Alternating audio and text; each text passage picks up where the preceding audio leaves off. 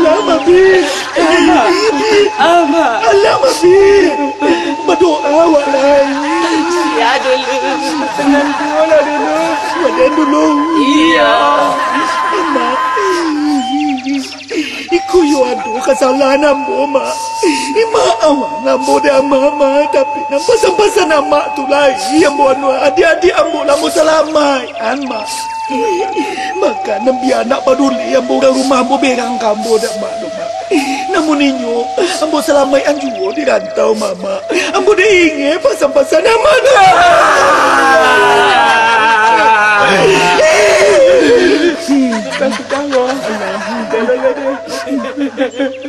Mak, maafkan Mak. Saya tak sempat dah mencari Mak baru kini dia sempat mencari Mak. Dapat tanggulah dari SMS dan telefon kursi. Acok dia SMS yang ini sampai ke Mak. Kalian nak pandai memacok dah, no? Ia lupa dah Mak. Saya tak pandai memacok. Tapi maafkan ada Mak. Maafkan ada Mak.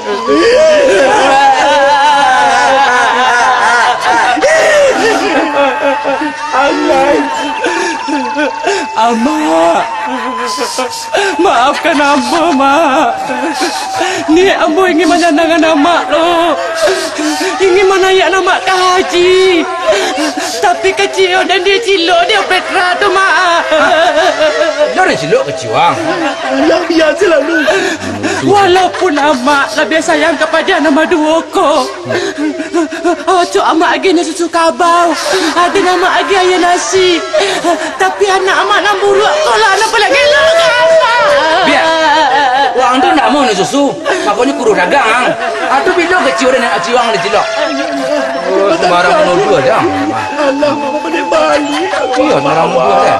Allah berdoa awak lagi. Dan doa saya awak supaya amal ibadah beliau diterima. Amin. Supaya kalau beliau sampai di kubur lapang andaknya. Amin. Supaya kalau nyuange dingin ndaknya. Amin. Diterima ndaknya di sisinya. Amin. Tidak ada mengecek ansur. Kecil lah kan kecil kamak.